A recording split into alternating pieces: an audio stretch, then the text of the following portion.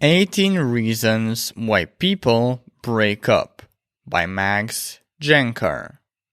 People fall in love slowly over time. They meet, go out, do all the first-time dates, become exclusive, and move in together. We all know the progression. However, what a lot of people don't know is that two partners also fall out of love slowly over time. Everything they built together can start collapsing at any moment, and sometimes, despite their best efforts, they can't mend or turn it around. They break up. But why do they break up? Why do people break up? For what reasons exactly? Well, there are surprisingly many of them. Below, I'll go over 18 such reasons. The first 12 are obvious, mostly. The last 6 might shock you. The overarching thread behind all following reasons of why people break up is that each eats away at the foundational pieces of any healthy relationship: trust, respect, and affection. 12 well-known reasons why people break up. The below reasons why people break up are based on 2 public studies.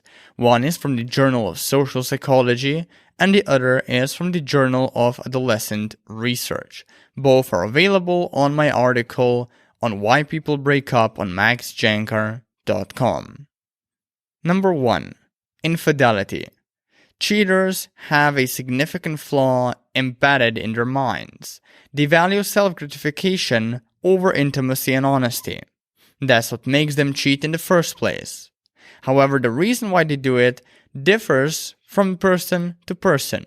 Usually it's either because they feel smothered and restrained in their relationship, or because they feel neglected and unwanted. The bottom line is that being committed to someone who has a history of cheating causes mind-crunching frustration. After all, you always have to sleep with one eye opened. You can never fully trust your partner and get comfortable while they are away.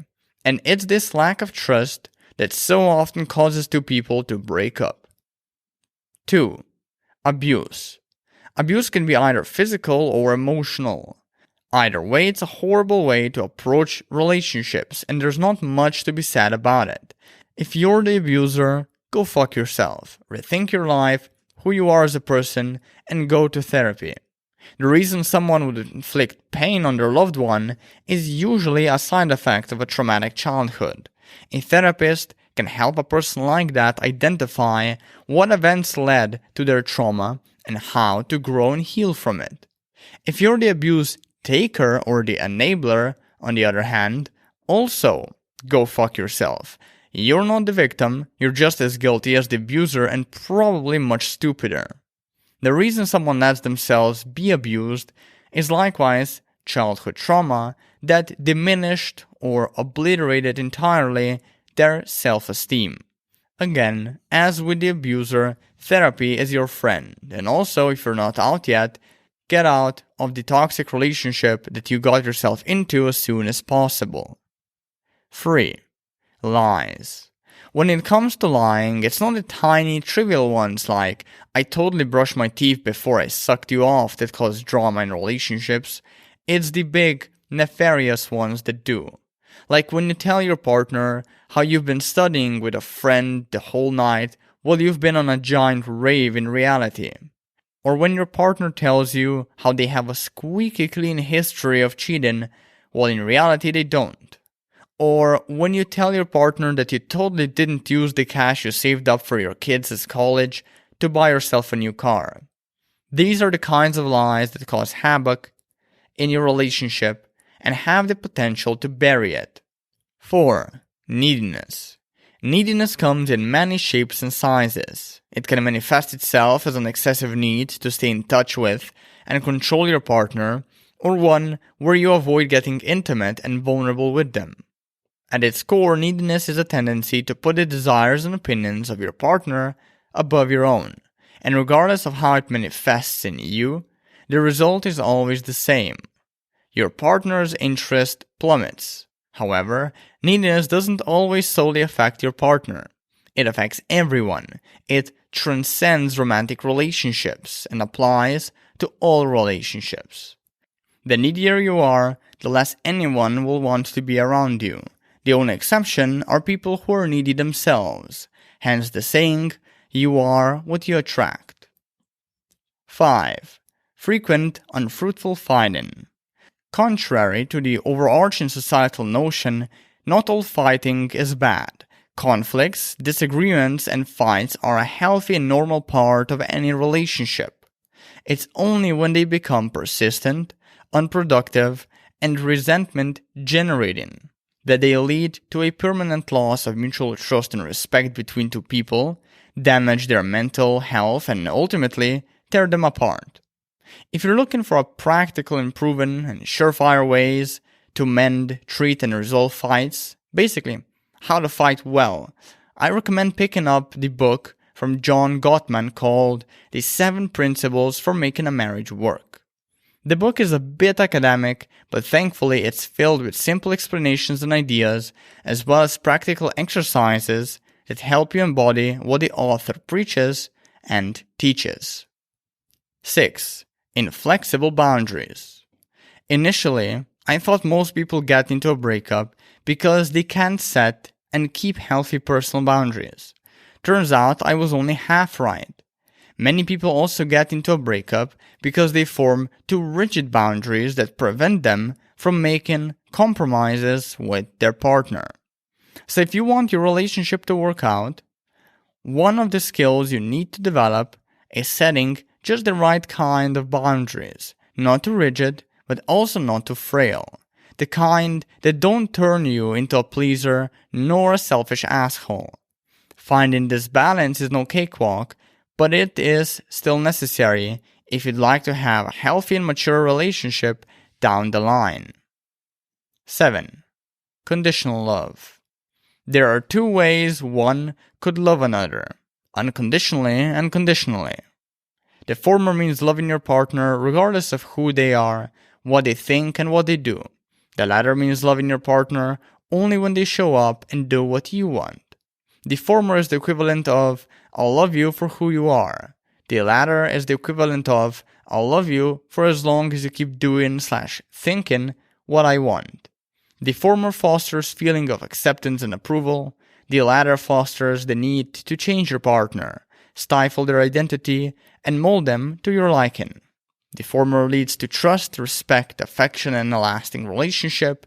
The latter leads to a loss of trust, respect, affection, and a rise in resentment, conflicts, pointless suffering, and the obvious, a breakup. 8. Neglected emotional needs. People have all kinds of emotional needs. We all want to feel special, important, appreciated, understood, safe, and secure. And while meeting our partner's needs and vice versa sounds easy on paper, it's really not.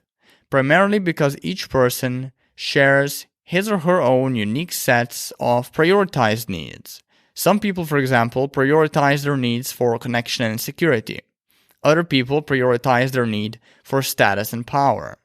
And because everyone prioritizes their needs differently, there's a good chance 2 partners are meeting each other's wrong needs while neglecting the right ones. As a result, disagreements, resentment, arguments start to pop up, and a breakup follows. I recommend picking up His Needs, Her Needs by Willard F. Harley to avoid this predicament. The book will give you a solid intro to the many needs people hold, how to meet them, and how to communicate yours so your partner or future partner can meet them. 9. Complacency. Loads of people get into the habit of being exciting and confident the first few months of their relationship. But then that excitement turns to dullness and confidence into neediness. Soon after, the touching stops. The compliments turn silent and both partners begin to take each other for granted. And before you know it, what were once ravishing feelings of love turn into feelings of merely existing in a relationship. Now this transition from excitement and confidence to dullness and neediness doesn't happen all at once. It's a slow, gradual, and subtle transition. But this is also why it's so dangerous. Not many people notice it, at least not before it's too late. And the most common cause with this transition is that a couple forgets to date and court each other. It's not like you get to find someone or get your ex back and then have full permission to sit by the TV and eat Cheerios all day. You have to date your partner as they have to date you to keep the magic alive and the relationship going. 10. Bad communication. While a relationship may start out fine in the communication aspect, it is not guaranteed to stay that way forever. Sometimes partners are too selfish, stubborn, shallow, and immature to communicate their problems regularly and in a healthy way. So instead of turning toward each other, opening up about their problems and whatever bothers them, they turn away from each other and resort to defensiveness, stonewalling, gaslighting, passive-aggressive behavior, contempt, and critique. These modes of communication, or miscommunication, only foster hostility and resentment, which lead to diminished mutual respect and trust, which lead to unfruitful and repeated arguments and conflicts, which lead to a breakup. 11. No life. Another reason why people break up is realizing that their partner doesn't have a life. They don't have friends, hobbies, and most importantly, purpose. They have absolutely nothing going on in their life outside their relationships. Unsurprisingly, these types of people become a total bore to be with, a bore you'd like to break up with. And like needy and toxic people always attract other needy and toxic people, those that have nothing going on in their lives will likewise attract others that also don't have anything going on in their lives. 12. Incompatibility. Being compatible with someone refers to being aligned with them in values, beliefs, goals, and lifestyle choices.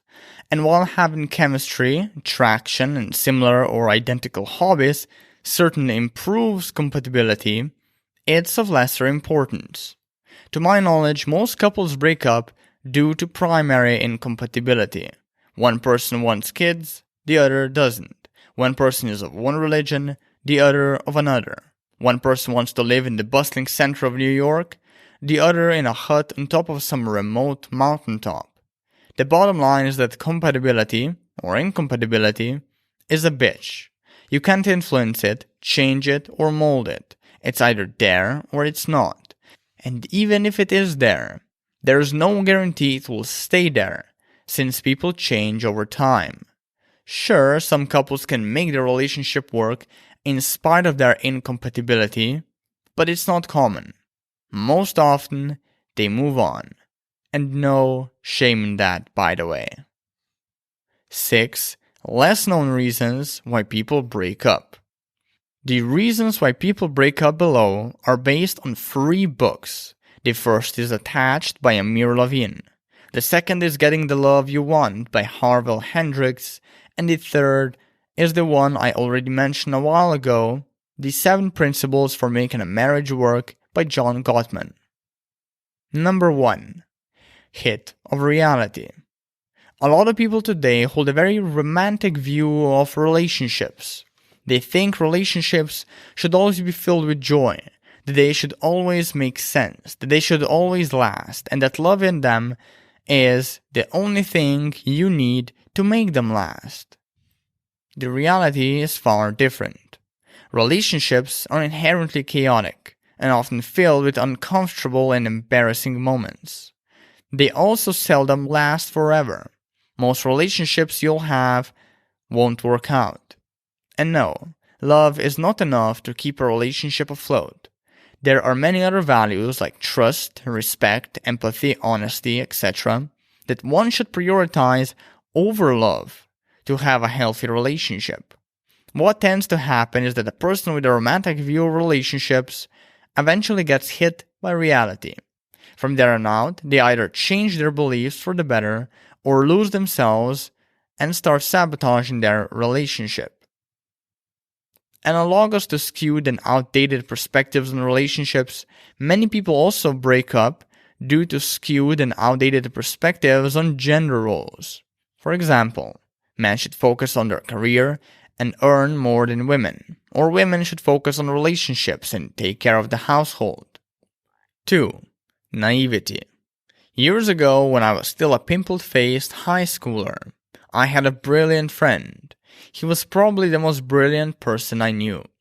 He kept getting straight A's, acquired a shelf full of awards only smart people can get their hands on, as the cherry on top, he got accepted in one of the most prestigious colleges in our country. I really thought this guy was going to be the next Elon Musk or something. But no. What actually happened is that he got suckered into the most glaring and obvious scheme of all. A scheme to which he lost all of his friends and most of his savings. A pyramid scheme. I couldn't fathom it. How could my brilliant friend fall for this shit? Following the incident, my trust and respect for the guy plummeted, and gradually I cut ties with him. Interestingly, this same progression of events also pans out in romantic relationships. One partner makes a stupid decision, like spending all their money on bullshit, i.e. an expensive car, a self-help seminar, or a pyramid scheme, and the other loses trust and respect for them. And when there's no trust and respect left, aka if the partner keeps making shitty decisions, the relationship ends. 3. Honeymoon phase blowback. Imagine this. You meet someone, you click with them, they are everything you ever wanted. For the first few months, everything is rainbows and unicorns, fun and fellatio, peanut butter and jelly, and a bunch of other cheesy metaphors. Then, after the initial honeymoon period fades, you are met with the brass tacks of who your partner is. Turns out, who they are isn't really suitable for who you are. And before you know it, the tides turn and your relationship starts tumbling downhill. You barely recognize your partner. Resentment builds up. And finally, after weeks of agony and madness, you break up. This is the same pattern many breakup survivors fall into, especially younger ones. At first, their high attraction clouds their best judgment about who they are dating. They overlook the flaws in their partner, the incompatibilities, the obvious red flags, and they begin to exaggerate their positive qualities and minimize the negative.